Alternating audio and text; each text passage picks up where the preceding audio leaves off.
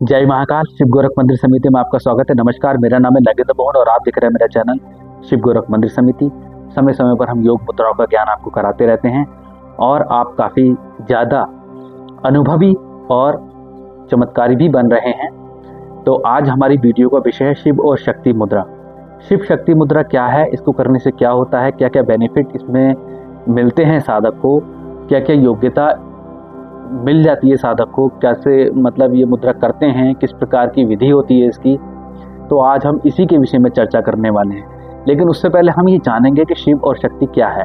तो देखिएगा, ये हमारे अंदर के दो पिंड हैं, स्त्री पिंड और पुरुष पिंड। दो पिंड होते हैं, इनको हम चंद्र नाड़ी और सूर्य नाड़ी भी कह सकते हैं। सूर्य नाड़ी हमारा शिव का प्रतीक होता है, चंद्र नाड़ी हमारी शक्ति का प्रतीक होती है। इस आधार पर स्त्री और पुरुष का जो आधार है वो हमारे शरीर में व्याप्त रहता है। इसी के कारणवश हमारे अंदर योग्यता दोनों की होने के कारण हम अपने जीवन को ठीक प्रकार से चला पाते हैं। किसी एक तरीके से या किसी एक तत्व के सदृश हम जीवन को नहीं चला सकते। हमें दो तत्वों की आवश्यकता होती है, स्त्री और पुरुष तत्व। दो ही तत्व हमें चलाते हैं। वैसे ही स्त्रियों में होता है, उनके अंदर भी पुरुष नाम का एक तत्व होता है, वो उनको चलाता है। तो शिव और शक्ति मुद्रा करती क्या है? ये हमारे स्त्री और पुरुष तत्व को एक कर देती है। ऐसा मानिएगा कि आपकी चंद्र नाड़ी, आपकी सूर्य नाड़ी दोनों एक हो गई, एकीकार होकर के संतुलन स्थापित करती हैं आपके इस शरीर में। जो आपका ये भौतिक शरीर है, इस शरीर में तमाम सारा ये बिगड़ा हुआ रहता है। बहुत सारी चीज़ें हम यदि खा लेते हैं, बहुत सारा हमारे बिगड़ी हुई दिनचर्या इतनी ज़्यादा बकवास हो जाती है, इसके सदृश हम जो है उन चीज़ों को संतुलन में नहीं ला पाते, तो जिसके कारणवश हमें परेशानियों का सामना करना पड़ता है। तो हम जब ऐसी मुद्राओं को ग्रहण करते हैं या फिर इनकी साधना करते हैं, तो हमारा जीवन सुखपूर्वक रहता है और संतुलन में आता है और लंबे समय तक चलने वाला बच जाता है, अर्थात हम दीर्घायु बनने लगते हैं। तो ये तो भौतिक शरीर की योग्यताएं हैं जो हमें प्राप्त होती हैं। ये तो हम खाली मेडिटेशन कर लेंगे तब भी प्राप्त होंगी। लेकिन सूक्ष्म शरीर की व्यवस्था, कारण शरीर की व्यवस्था, चक्रों की व्यवस्था है, तत्वों की व्यवस्था है, किस प्रकार से वो होनी चाहिए, किस प्रकार से उनका जागरण होना चाहिए, इसके विषय में जो है ये मुद्रा अहम भूमिका में कार्य करती है। बहुत महत्वपूर्ण मुद्रा है। इसको करने के लिए क्या करना चाहिए आपको, ये मैं बता देता हूँ। तो पहली चीज़ ये है कि आपको महादेव की और माता शक्ति की साधना करनी होगी। इसमें इस आधार पर पहले भगवान जिनको भी आप गुरु मानते हो उनका मंत्र उच्चारण करना होगा। उसके बाद भगवान गणेश का मंत्र उच्चारण करना होगा। उसके बाद में भगवान गणेश से परमिशन लेनी होगी, क्योंकि हम पृथ्वी पर रहते हैं तो प्रथम हमारा कर्तव्य ये रहता है कि पृथ्वी के जो देव हैं, अधिष्ठाता देव हैं, उनकी परमिशन लें कि हम जो भी साधना कर रहे हैं वो हमारे लिए कल्याणकारी हो। तो जब आप उनसे प्रार्थना करेंगे तो वो आपकी सहायता अवश्य करने आएंगे। सच्चे दिल से सत्य धारण करके अपने अंदर, तब मन को एकाग्र करके प्रार्थना कीजिएगा, तब आपको सुनिश्चित इसमें सफलता मिलेगी। तो ये प्रार्थना करने के बाद में आपको महादेव का ध्यान करना है, महादेव का मंत्र उच्चारण करना है, माता दुर्गा का मंत्र उच्चारण करना है, शिव और शक्ति का मंत्र उच्चारण करना है। उसके बाद में मुद्रा को लगाना है। किस प्रकार से लगाना है? मुद्रा लगाने से पहले उनसे प्रार्थना करनी है कि हम इस तरीके से शिव और शक्ति मुद्रा लगा रहे हैं, तो कृपा करें ये मुद्रा हमारे लिए कल्याणकारी बने, हमारे जीवन को कल्याणकारी बना करके ये मुद्रा दे।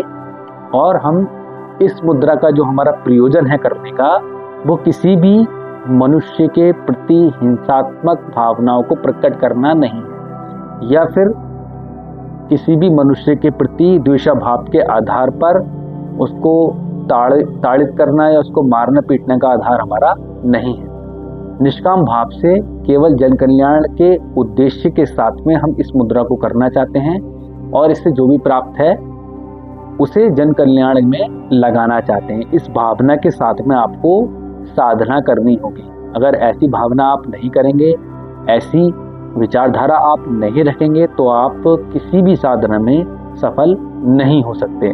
तो ये चीज़ विशेष आपके लिए है। तो आप इस तरीके से धारणा बना करके अपनी और मुद्रा कीजिएगा। मुद्रा किस तरीके से करते हैं? मुद्रा करने के लिए आपको इस तरीके से करना है। देखिएगा, गौर से देखिएगा, यहाँ इस तरीके से करना है और ये प्रोसेस वही रहती है। एक मुखम, दो मुखम, तीन मुखम, चौमुखम, पंचमुखम, प्रोसेस वही रहती है। यहाँ करने के बाद में आपको ये जो उंगली है, आपकी तर्जनी उंगली जो है, इनको थोड़ा साइड में करना है और इनको भी साइड में करना है। इस तरीके से बहिमुखी करनी है।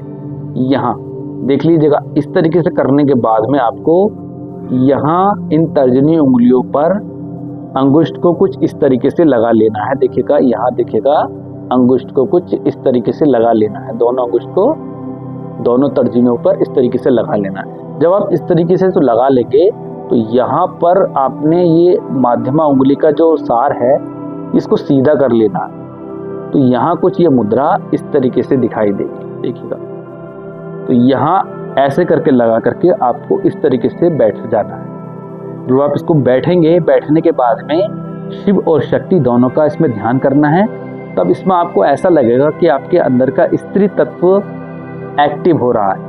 जब आपका स्त्री तत्व एक्टिव होने का अनुभव आपको प्राप्त होने लगे, तब समझ जाना कि मुद्रा पूर्ण रूप से आपको प्रभावी बना रही है, अनुभवी बना रही है। बहुत अलौकिक मुद्रा है, ऐसा माना जाता है। इस मुद्रा को लगातार 54 दिन तक करने से आपके अंदर का स्त्री तत्व और आपके अंदर का पुरुष तत्व दोनों अलग अलग साइड से दिखाई देते हैं और बाद में दोनों एक होकर के अर्धनारीश्वर की पोजीशन ले लेते हैं।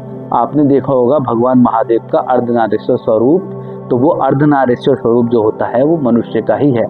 अर्थात हमारी ये जो बॉडी है ये आदि ठंडी प्रकृति और आदि गर्म प्रकृति को लिए हुए होती है।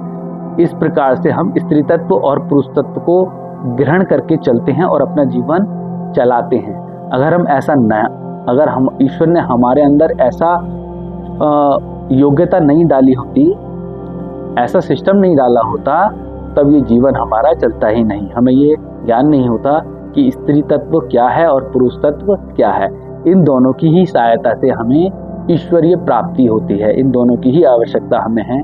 तो अभी बाह्य रूप से हमें नेचर और ब्रह्म दोनों की आवश्यकता होती है। नेचर और ब्रह्म अर्थात ईश्वर और प्रकृति जब दोनों मिल जाते हैं तो वहाँ पर जीवन बन जाता है। ठीक वैसे ही हमारे अंदर के जो तत्व हैं ये जब मिल जाएंगे तो यहाँ पर एक नया जीवन बन जाएगा। नया जीवन का आधार समझते हैं एक सूक्ष्म शरीर की ऐसी व्यवस्था जो इस शरीर से परे है, अलग हटकर है, बिल्कुल अलग है। एक नए जीवन के लिए, एक नए लक्ष्य के लिए बहुत सारी चीजें हैं। तो ये अनुभव आपको होने हैं। योग्यता आपके ऊपर निर्भर करती है कि आप कितनी निष्ठा और विश्वास के साथ में इन मुद्राओं को ग्रहण करते हैं और अपने लक्ष्य पर आगे बढ़ते हैं। हमारा उद्देश्य है, हमारा विषय है मुद्राओं को बताना और आपको उसके विषय में जानकारी देना। हम कोई स्क्रिप्ट लिख करके एकदम सामने से बोलते नहीं है, कैमरा स्टार्ट करते हैं और बोलना स्टार्ट कर देते हैं। जो भी कमियां खामियां हैं हम बता देते हैं। ये है, हमें किसी भी चीज़ को बड़ा चढ़ा कर नहीं बताते। हम इस चीज़ को AI के माध्यम से और अच्छा बना सकते हैं और बना भी सकते हैं और बढ़ा भी सकते हैं। व्यूज़ के सदृश्य बढ़ा भी सकते हैं, लेकिन नहीं, हम ये चाहते हैं कि आपको ऐसा ज्ञान मिले जो नेचुरल हो और जो ठीक तरीके से डायरेक्टली बोलने वाला हो, जिससे आप समझ पाएँ। AI के माध्यम से आप नहीं समझ सकते। तो ये एक मुख्य लक्ष्य है। इन चीज़ों का आपको ज्ञान होना होगा। अपने शरीर की प्रत्येक प्रतिक्रिया का आपको ज्ञान करना होगा। साथ में आप जो भी कर रहे हैं, चाहे वो प्राणायाम है, चाहे वो ध्यान है, चाहे वो योग है, कुछ भी है, उनके विषय में थोड़ा ध्यान केंद्रित करना होगा। साथ में आपको ये भी जानकारी होनी चाहिए कि आप कैसी विचारधारा रख रहे हैं उन दिनों में जब आप साधना करें। तो इस समय पर सर्दियाँ वैसी आ रही हैं, तो ध्यान साधना आपके लिए बहुत उपयोगी मानी जाती है, क्योंकि ध्यान साधना ये नवंबर से स्टार्ट हो जाती है और ये फरवरी मार्च तक रहती है, यानी होली से पहले तक ये रहती है। इस साधना में आप त्राटक साधना कर सकते हैं, मुद्रा साधना कर सकते हैं और आप इसमें प्राणायाम नहीं कर सकते, क्योंकि जब शीत बाहर होती है तो वो अंदर की ओर प्रवाह कर जाती है, जिसके कारणवश हमें हड्डी से संबंधित रोग होने लगते हैं। तो बहुत सी चीज़ें हैं।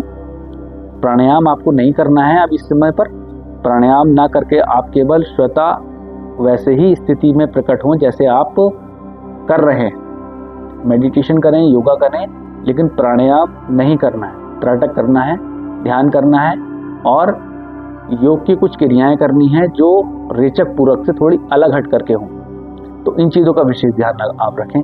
तो एक बार और बता देते हैं, इस तरीके से आपको करना है। यहाँ देखिएगा, यहाँ करने के बाद में आपको ये कुछ इस तरीके से करना है। यहाँ ये ऐसे करने के बाद में ये मध्यमा अंगुली को सीधा कर लेना है। तो ये मुद्रा शिव शक्ति मुद्रा कही जाती है।